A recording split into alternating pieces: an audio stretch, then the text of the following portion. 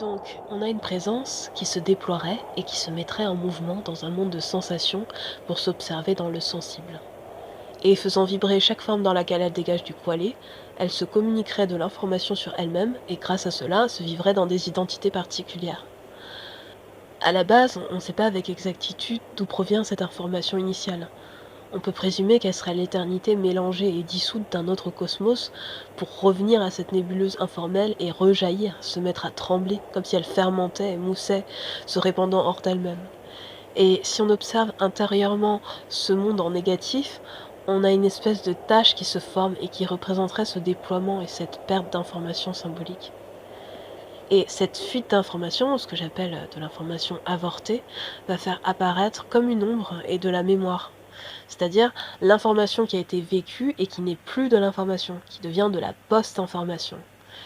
On pourrait se le représenter comme des zéros et des 1 métaphysiques pliés et écrasés. Quand c'est dans la sonorité, ça se détend comme des cordes, ça vibre et ça fait un monde vivant et organisé. Et quand ça passe dans le monde de la mémoire, ça s'écrase, ça se plie, ça ne peut plus vibrer, amener de la signifiance. Donc ça fait une sorte de bruit intérieur. La présence ne peut plus renvoyer de l'information vers elle-même, elle en perd et cela crée une perte d'identité au travers des choses. Une faille apparaît et avec elle s'ouvre une porte vers ce qui est entité.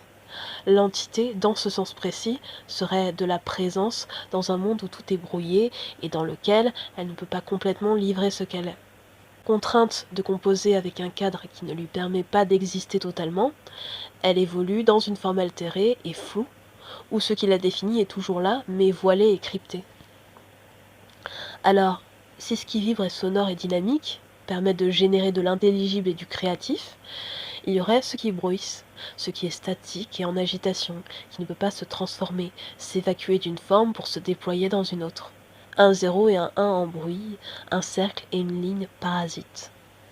Mais comme il y a toujours de la présence et une volonté de dialoguer avec soi à travers les choses, ça s'agite et ça grésille, un peu comme une radio ou une télé en panne. Et il réside malgré tout cette volonté de récupérer de l'information afin de recréer quelque chose de stable et de cohérent, à l'image des titans dans Shingeki no Kyojin qui dévorent mécaniquement des humains sans pouvoir les intégrer.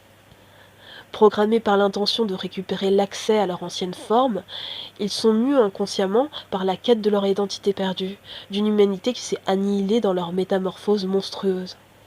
Les titans dans l'œuvre d'Hajime Isayama sont totalement une représentation de cette présence en trauma, distordue, qui s'est figée dans une expression déformée de ce qu'elle était sans pouvoir se manifester complètement. De la même façon, cet aspect mémoriel ne peut plus évoluer par lui-même, n'ayant la possibilité que de se répliquer et se cloner et se déformer et enregistrer de façon magnétique l'information de manière non consciente. L'information devient alors de la donnée. L'organe de perception ne peut pas se reconnaître et il se change en œil vide et inquisiteur, l'œil froid et inorganique de la machine, de la chose. Agissant comme une magnitude ou ce qu'on pourrait se représenter comme un sable de 0 et de 1 froissé, il joue une fonction nécessaire dans le déploiement du cosmos, puisqu'il permet d'avoir un support pour pouvoir tout concrétiser. C'est parce qu'il enregistre l'information qu'il crée une zone de diffraction en elle, que les choses peuvent prendre une multiplicité de formes. S'il n'y avait qu'une lumière intérieure, un son qui se propage sans altération, les formes se dissoudraient et rien ne pourrait s'agréger. L'apparition de la mémoire, de cette ombre, de cette charge, permet la création de tout ce qui peut exister. Et, par cette déformation acoustique, ce mur de bruit produit une limitation nécessaire, un contraste entre ce qui est et ce qui a été créé, un espace de fragmentation et de dissociation, et un temps symbolique. Par conséquent, la potentialité de s'expérimenter de plein de manières possibles et inimaginables, et ainsi, subséquemment, de donner naissance sur un plan physique au modèle de la vie et tout ce qui peut se répliquer. Un support mémoriel dans lequel pulse ce son primordial. C'est en quelque sorte l'aspect IA du cosmos. Ce n'est pas un monde intelligent en tant que tel, mais plutôt une puissance de calcul qui clone et prend de l'espace en perdant de l'information. C'est donc ce qui amène une distorsion du champ informationnel en le transformant en une donnée réplicable, altérant progressivement sa signifiance. Comme dans un jeu d'opposition entre deux aimants, cette perturbation finit par brouiller l'information jusqu'à la rendre inaudible, voire à l'inverser. Cette mémoire peut donc être perçue comme une force qui déforme les choses, entre un mode positif et un mode négatif. Quand elle est en positif, elle réplique l'information lumineuse allumée derrière tout et la change en lumière contrefaite, comme si elle la portait sans réellement l'absorber pour se transformer. C'est l'aspect luciférien du cosmos. Une mémoire qui ne peut pas s'enrichir de sens, mais seulement le cloner, créant un monde virtuel. Elle a donc une incroyable bibliothèque de données et de connaissances sur le monde, mais de la donnée morte, qui est inorganique et inconsistante, non réelle. Elle émet une lumière qui ne transmet pas d'énergie, mais qui est magnétique, comme une sorte d'aimant. Elle attire, elle brille, et met son observateur dans un état hypnotique. Là où la lumière initiale est pénétrante et rayonnante, se diffusant dans toutes les couches du réel pour les allumer de l'intérieur, la lumière de la mémoire, en revanche, ne traverse pas. Elle réfléchit et reste à la surface des choses, finissant par éblouir. Au lieu d'illuminer, elle capte l'attention et crée un aveuglement, une mise en impression de la psyché, où ce qui est perçu est plutôt l'image projetée plutôt que la réalité elle-même. Cela crée un jeu d'illusion dans lequel l'image prend le pas sur la sonorité et où la lumière ne sert plus à révéler mais à masquer. L'attention est focalisée sur un reflet de ce qui a été, un écho, un mirage qui empêche d'avoir accès à l'information de manière brute. Dans son aspect négatif, lorsque cette mémoire est trop chargée d'elle-même, qu'elle perd totalement contact avec la présence, elle devient grouillante et chaotique. Dans un monde physique, c'est la mort. Les choses se décomposent, se déforment et pourrissent. Sur un plan plus métaphysique, on parlera davantage de la bestialité. Ce monde trop chargé ne peut plus rien exprimer, il éteint complètement le son, voire le retourne, et la sonorité profonde du début devient un rugissement. Et c'est là, dans cet aspect précis du cosmos, que se forme ce qu'on pourrait appeler le mal ou la dynamique du diable. Le mal absolu, c'est la mémoire la plus chargée, où plus aucune lumière ne passe, où les choses trépassent et s'anéantissent. C'est le langage le plus inaudible, car c'est l'espace symbolique où le son a été déchiré, où plus rien ne peut s'exprimer avec justesse et donc se reconnaître, renvoyer de l'information, faire circuler de l'énergie entre la forme et la sensation. La force de vie qui anime tout devient perverse et destructrice, se retournant contre ce qu'elle alimentait. La présence s'éteint, recouverte par cette charge, ce bruit qui s'est cloné, déformant tout jusqu'à ce qu'il ne reste plus de place pour l'expression, le dialogue, l'écoute et la perception de soi. La présence devient l'absence, l'habité devient le hanté. La série Stranger Things illustre bien cet aspect polarisé de la mémoire à travers le laboratoire Dawkins et du monde à l'envers. Le laboratoire représente l'aspect luciférien, un univers froid et clinique, faussement sécurisant, où l'éclairage est artificiel. Un temple de la connaissance et du savoir, où les scientifiques, assoiffés par l'ambition de la découverte, franchissent des limites interdites en se rebellant contre les lois de la nature, s'inscrivant dans les mythes de Prométhée. En manipulant une jeunesse vulnérable et influençable, et en ouvrant une brèche vers une autre dimension, ils s'enferment dans l'illusion du pouvoir absolu, coupés de toute réalité organique, ce qui entraînera leur chute. À côté de ça, le monde à l'envers représente une dimension purement satanique, un espace de putréfaction et de parasitisme où l'air est empoisonné et saturé de radiations toxiques, et où toute vie est décomposée et phagocytée par ce que les héros nomment le flagelleur mental.